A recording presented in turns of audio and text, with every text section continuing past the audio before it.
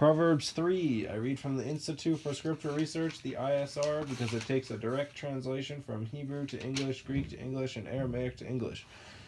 Yah is the Elohim of the heavens and the earth, the first and the last and the only, and he's an extremely jealous El. He's so jealous that he doesn't even want the names of idols or mighty ones to come to our lips. And Yah is short for YahWeh, YahWeh, Yod-Heh, Vav-Heh. There's no difference. It's like saying Dan, Daniel, Daniel with an E. What does matter is when people say that Sam and Bob and Adam and Phil are all the same name, because they're clearly not, and no one in their right mind would believe it. You also can't force YahWeh into believing anything, and people who think that they can, obviously, they don't know anything. By definition, they are stupid. Stupid means to have a brain and not use it. That's exactly what that means. So that's exactly what they're being. And not to say that I'm not stupid, because I've done some pretty stupid things. Making me stupid. It's a term that people need to get over. Stop being such sensitive little girls. No offense to women. The letter J is about 600 years old. And there was no letter J in the Hebrew, Greek, or Aramaic texts. And the son of Elohim, Yehoshua, died on a stake for the sins of all of humanity over 2,000 years ago. And a direct translation from Hebrew to English for those who demand that it has to be a J, Yehoshua is actually Joshua, directly translated. It even says it in the Bible too. Because on the left side it says it in English, and on the right side it says it in Hebrew. And one side said Joshua, and the other side says Yehoshua, exactly as Yehoshua is spelled in the Bible, for returning in the turn of Yehoshua's son. So I strongly believe that the son of Elohim's name, Yehoshua, means YahWeh is salvation. And again, Joshua could only have been Joshua for up to 600 years ago, because there was no letter J. 600 years past. Proverbs 3. My son, do not forget my Torah, Torah, and let your heart watch over my commands, for length of days and long life and peace they add to you. Let not loving commitment and truth forsake you.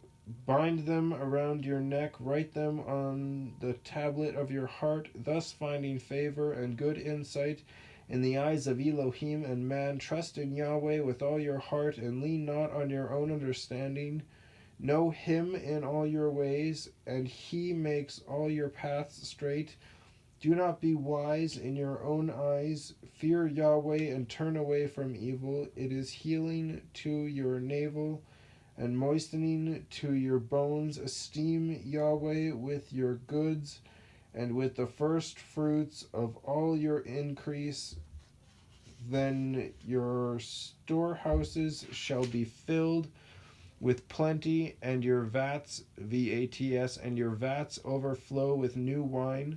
My son, do not despise the discipline of YahWeh, and do not loathe his reproof. For whom YahWeh loves, he reproves, as a father the son whom he delights in.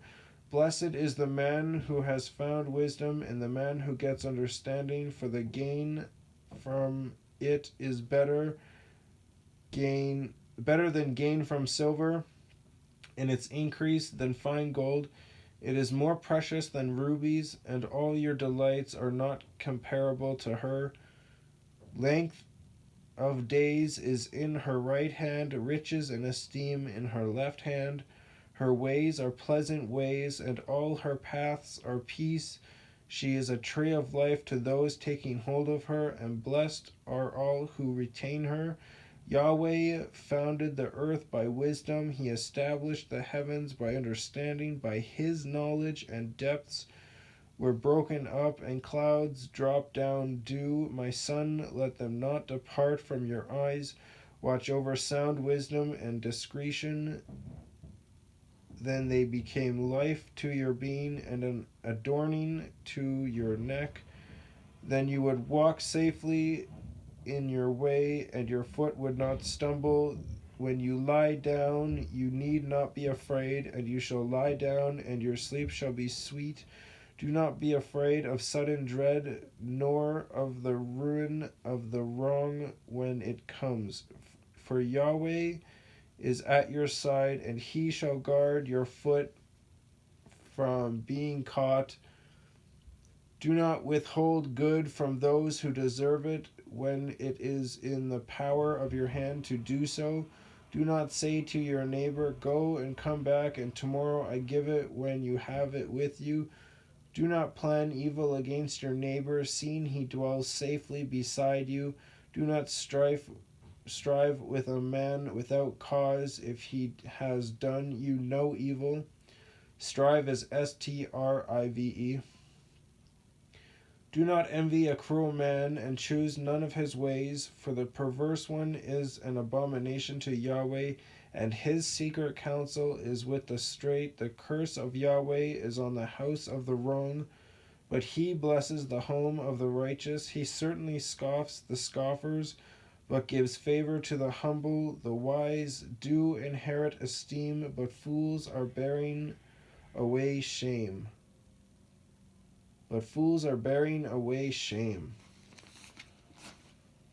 That's another really good one.